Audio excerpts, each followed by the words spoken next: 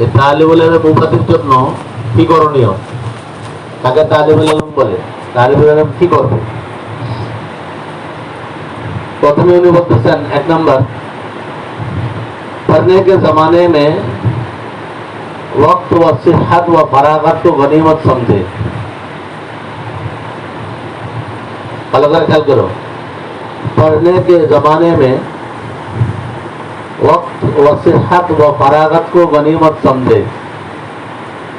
ছাত্রকালে পড়ার সময় যখন পড়া চলমান ছাত্র জমানায় ছাত্রকালে তিন জিনিসকে গনিমত মনে করবে, নিয়ামত মনে করবে। একটা হলো সময়, দুই নম্বর হলো সেহাত সুস্থতা, তিন নম্বর হলো ফারাগাত অবসর সময়। ওয়াক্ত আর অবসর সময়ের মধ্যে পার্থক্য কি? সময় আর অবসর সময় দুটোর মধ্যে পার্থক্য আছে। কয়টা জিনিস বলছে?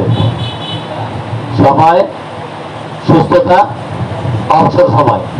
এই তিনটা জিনিসকে গনিমত মনে করবে, নিয়ামত মনে করবে। অর্থাৎ একটা হলো সারাদিনের 24 ঘন্টা সময়, 24 ঘন্টায় আমি রুটিনের মধ্যে আছি। একটা নেতা বলে অর্থাৎ আমার রুমের সামনে লাগানো হচ্ছে, আমি 24 ঘন্টা একটা রুটিনের মধ্যে আছি, এটা হলো অর্থ।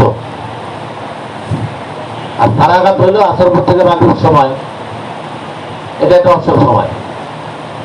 এটাকেও কাজে লাগানোর চেষ্টা করতে হবে, গনিমত মনে করা। ঠিক অনুরূপ ভাবে এটা এখন ছুটি হবে, ছুটি হওয়ার পরে যাদের খানা আনার দায়িত্ব তাদের খানা আনতে, যাদের খানা আনার দায়িত্ব নাই 10 মিনিট তারা বসে বসে কি করবে? এটাকেও সময় কাজে লাগানো, লেখার মধ্যে, পড়ার মধ্যে, মোতালার মধ্যে কাজে লাগানো। যে খানা আসতে আসতে 10 মিনিট বা 15 মিনিট সময় হলো, খানা দস্তরখান বিছাইতে রেডি হইতে সবকিছু যার দায়িত্ব সে তো আজকে করবে। তো দায়িত্ব পালন করতে করতে 10 মিনিট সময় আছে, এটাকে তুমি পড়ালেখায় কাজে লাগাই দেবে। এটা হলো ফারাগাতকে গনিমত মনে করা। ঘুমের থেকে উঠায় দিছে, ঘুমের থেকে উঠায় দিলে লাইন ধরে ওজু এক্সারসাইজ করতে 20 মিনিট লেগে যায়, তাই না? তুমি যদি নিয়ত করো যে আমি 5 মিনিট আগে উঠবো, সময় উঠবে 3:15, আমি উঠবো 3:10, তাহলে 5 মিনিট আগে উঠলে আমি এক্সচেঞ্জাখানা ফিরে পাবো। সবার আগে পেয়ে আমি 5 মিনিটের মধ্যে ওজু এক্সচেঞ্জা সেরে 10 মিনিটের মধ্যে এসে আমি পড়তে বসবো। তো সবাই পড়তে পড়তে আমার 20 মিনিট বেশি পড়া হয়ে যাবে। এটা হলো ফারাগাতের সময়কে গনিমত মনে করা। বুঝে আসতে কথা বুঝতো? এরকম দিনের সময় বের করতে চাইলে তুমি 2 ঘন্টা 2.5 ঘন্টা সময় বের করতে পারবা। যে সময়টা তোমার অতিরিক্ত এমনিতেই বের হয়ে যেত। তুমি যদি সচেতন হও, সময় কাজে লাগাতে চাও, তাহলে এই অবসর সময়টা তুমি কাজে লাগাতে পারবে। বুঝে আসতে কি বলছি? এই জন্য উনি প্রথমেই বলছেন তাহলে পড়নে কে জমানে মে, পড়ার সময় ছাত্র জমানায় ওয়াক্ত ও সিহাত ও ফারাগাত কো গনিমত সমঝো। সময় কাজে লাগাইতে হবে। আর এই যে ছোট ছোট খুঁটিনাটি ফারাগাত সময় আছে, অবসর সময় আছে, খাওয়ার আগে পরে, নামাজের আগে পরে, সুন্নতের আগে পরে, তারপরে ইস্তেঞ্জা আগে করা, অথবা ইস্তেঞ্জা ওযু ইস্তেঞ্জা মানে সময় কম লাগাইয়া, খাবার মধ্যে সময় কম লাগাইয়া, খানার সময় দেওয়া আছে 1/2 ঘন্টা, ওখান থেকে তুমি 10 মিনিট বাঁচাইলা। গোসলের সময় দেওয়া আছে 1/2 ঘন্টা, ওখান থেকে 10 মিনিট বাঁচাইলা।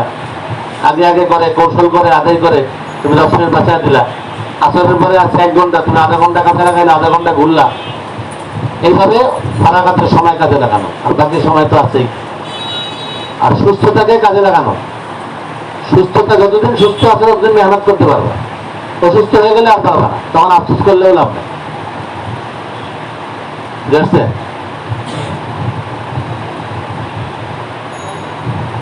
क्योंकि ये चीजें निहायत बेएतबार है, কেননা এই তিনটা জিনিস একেবারেই এমন জিনিস যেটা অতুলনীয়, এর কোনো কি হয় না, তুলনা হয় না। তালিবুল ইলমের জন্য, ইলম হাসিল করার জন্য এই তিনটা জিনিসের কোনো তুলনা হয় না। সময় কাজে লাগানো, ফারাগাতের সময় কাজে লাগানো, সুস্থতাকে কাজে লাগানো, সুস্থ থাকতে বেশি করে মেহনত করা, এটার কোনো তুলনা হয় না। अगर ये मौका खेल कूद में सरफ कर दिया, যদি এই সময়টুকু তুমি খেলাধুলায় নষ্ট করে দাও,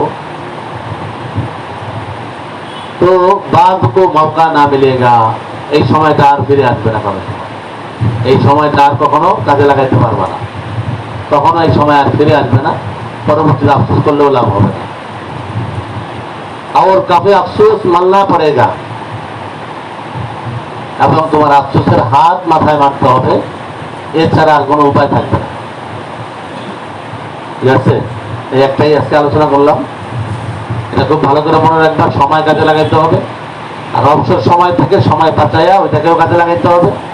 যতদিন আল্লাহ তাআলা সুস্থ রাখছেন, সুস্থতাকে মেহনত করতে হবে, মেহনত করে সুস্থতাকে কাজে লাগাইতে হবে।